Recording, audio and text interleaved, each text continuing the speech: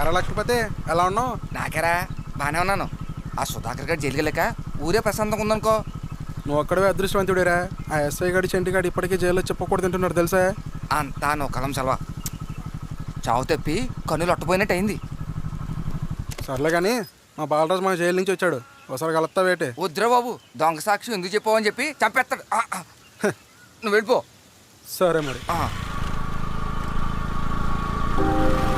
మీ చివరి కోరిక తీర్చినందుకు ఆనందపడాలో, లేక తప్పు చేసిన వాళ్ళు ఎవరో తెలిసి కూడా ఎవరికి చెప్పలేని పరిస్థితిలో ఉన్నందుకు బాధపడాలో అర్థం కావట్లేదు నాన్న. మీరు ఈ కేసు జడ్జ్మెంట్ ఇచ్చినప్పుడు ఎలాంటి పరిస్థితిలో ఉన్నారో ఇప్పుడు నాది కూడా అదే పరిస్థితి. ఒక నిర్దోషికి శిక్ష పడకుండా చేయగలిగాను, కానీ అసలైన దోషిని మాత్రం ఆ హత్య చేసింది ఎవరో కాదు, నేనే. బాలరాజు, ఈ హత్య మీరు చేయలేదని నాకు తెలుసు. ఎందుకు చేస్తున్నారు ఇదంతా నాకు చెప్పండి. అసలు నా దగ్గర ఏం దాస్తున్నారు? సార్, నేను ఈ మర్డర్ చేయలేదని మీరెందుకు నమ్ముతున్నారు? నేను పెరిగిన ఊరు నమ్మలేదు, నా వాళ్ళు నన్ను నమ్మలేదు. అలాంటిది మీకెందుకు సార్ నా మీద అంత నమ్మకం? ఇదే ప్రశ్న నేను మా నాన్నని అడిగాను. నేను ప్రాసిక్యూటర్గా పనిచేసే రోజుల్లో ఇదే బాలరాజు బహుశా 10-15 ఇయర్స్ ఉంటాయి. ఒక అసాల్ట్ కేసులో A1గా అరెస్ట్ అయి వచ్చాడు. అప్పుడు వాడు కేసు వాదించింది నేనే. ఏ కేసు నాన్న? వాళ్ళ ఊరు స్కూల్ టీచర్ని అదే స్కూల్లో పనిచేస్తున్న ఓ ప్యూన్ అత్యాచారం చేయబోయాడు. అప్పుడు వీడు రాయితోటి వాడి తల మీద కొట్టి ఆ టీచర్ని రక్షించాడు. ఆ వయసులోనే ఆడవాళ్ల మీద అంత గౌరవం ఉన్న వీడు రేపు మర్డర్ చేశాడంటే నమ్మలేకపోయానురా. అంటే మీరు సత్యానంద్ గారి అబ్బాయా? అవును. అంతేకాదు, మీ కేసు ఇంతవరకు పోస్ట్ పోన్ అయిందంటే అది కేవలం మా నాన్న వల్లే. మీ కేస్ ఫైల్ ఆయన పర్సనల్ కబోర్డ్లో పెట్టుకునేవారు. ఇప్పుడు చెప్పండి, నాకు నిజం తెలుసుకునే హక్కు ఉందా లేదా? చెప్తాను సార్. ఎన్నడూ లేనిది మొదటిసారి నన్ను చూడడానికి తను వచ్చింది. ఎవరు?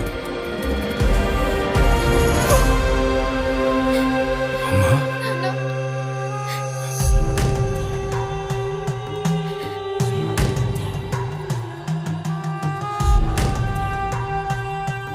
సుధా, నువ్వేంటి ఇక్కడ?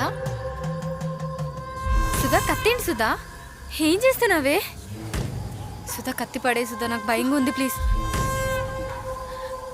నువ్వంటే నాకు చాలా ఇష్టమే. నీకు తెలుసు కదా నాకు వేరే ఫ్రెండ్స్ ఎవరు లేరని.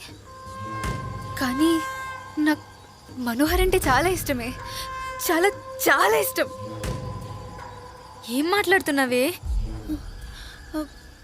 మీరు ఎప్పుడు ఎక్కడికి వెళ్తున్నారనేది నాకు తెలియదు అనుకుంటున్నావు కదా. నేను ఇంటికి వెళ్తాను. మీ ఇంటికేనా? ఏ, చంపుతా నిన్ను. సరే సరే వెళ్ళు. జాగ్రత్త. సరే, చూసి వెళ్ళు.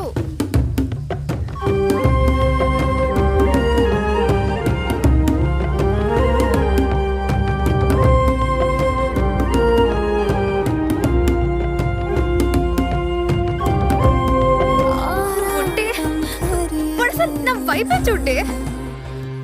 ఎందుకు చూస్తాడు? అసలు చూడ్డు. సుధా, సుధా, ఏం మాట్లాడుతుంది నీకు అర్థమవుతుందా? అసలు చూడ్డు. సుధా, చూస్తాడా? నువ్వే చెప్పు, చూస్తాడా? నేను ఎన్నాళ్ళుగా ప్రేమిస్తున్నాను నీకు తెలుసా?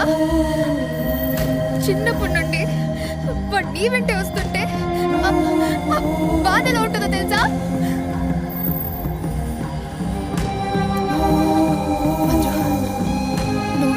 మనోహర్ వదిలేవే, వేరే ఎవరినైనా పెళ్ళి.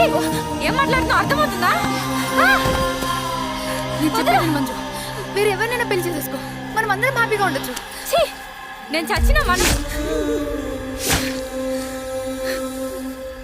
నువ్వు వినవే, ఎంత చెప్పినా నువ్వు వినవు.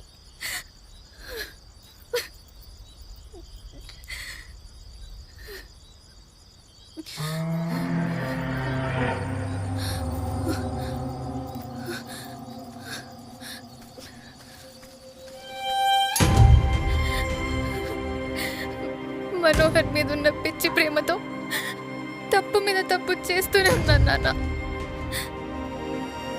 నన్ను పెళ్లి చేసుకుంటావా సుధా? ఏంటి? మనోహర్ని అయితే పెళ్లి చేసుకున్నాను, కానీ తన మనసులో ఇంకా మంజునే ఉంది నాన్న. మంజు మంజు మంజు మను మను సుధా, దాన్ని చంపినా అది నా చుట్టూ తిరుగుతూనే ఉంది.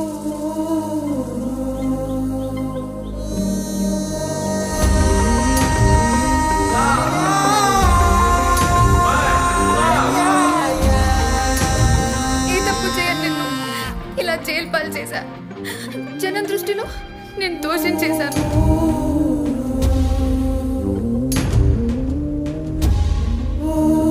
అసలు ఏం కూతున్నానా నేను? సుధా, లేదు నాన్న, పోలీసులకు నిజం చెప్పి నేను బయటకు తీసుకొస్తాను. వద్దమ్మా. ఇన్ని రోజులు నేను ఇక్కడ ఎందుకుంటున్నానని నాలో నేనే సతమతమైపోయేవాడిని. కానీ నాకు ఈరోజు ఆ బాధ లేదమ్మా. సంతోషంగా కన్నుమూస్తాను. నువ్వే తప్పు చేయలేదు నాన్న. బయటున్నప్పుడు మా అమ్మను సంతోషంగా చూసుకోలేకపోయా. లోపలుండైనా నిన్ను కాపాడుకోగలిగితే నాకంతే చాలమ్మా. నాకింకేం వద్దు. ఇంత తప్పు చేసినా అంత సులువుగా ఎలా క్షమించగలుగుతున్నావు నాన్న?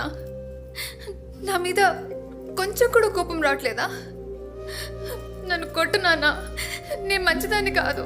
అమ్మా, నువ్వు తప్పు చేసావని పశ్చాత్తాపడుతున్నావు కదా, అది చాలు. అయినా క్షమించాల్సింది నేను కాదమ్మా, మంజు వాళ్ళ అమ్మ నాన్న. అయినా వాళ్ళ దృష్టిలో వాళ్ళకెప్పుడో న్యాయం జరిగిపోయింది. తన ప్రాణ స్నేహితురాలు ఏదంతా చేసిందని ఇప్పుడు మనం వాళ్ళతో చెప్పలేం కదమ్మా. మంజుని చంపిన వ్యక్తితోనే తన కాపురం చేశాడని మనోహర్కి తెలిస్తే తట్టుకోగలడా? నాన్న, నువ్వు మంజుని చంపి తప్పు చేశావు. ఈ నిజాన్ని బయటపెట్టి ఇంకో పెద్ద తప్పు చేయొద్దమ్మా. ఇది నాతోనే పోని. నాన్న అది దేని గురించి నువ్వు బయట చెప్తే నా మీద ఒట్టే. నా మాట కాదనుకో.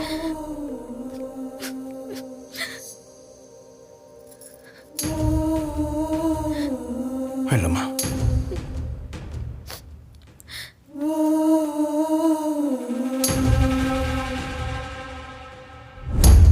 మీరింతవరకు నాకు సాయం చేసినందుకు మీకు రుణపడి ఉంటాను. ఇప్పుడు సుధా మనోహర్ని పెళ్లి చేసుకుని పిల్లలతో ఉంది. ఆ విషయంలో తప్పు చేసింది. ఇప్పుడు నిజం బయటకు వస్తే నా కూతురు జైలుకి వెళ్ళాల్సి వస్తుంది. దానికంటే నేను చనిపోవడమే మేలు.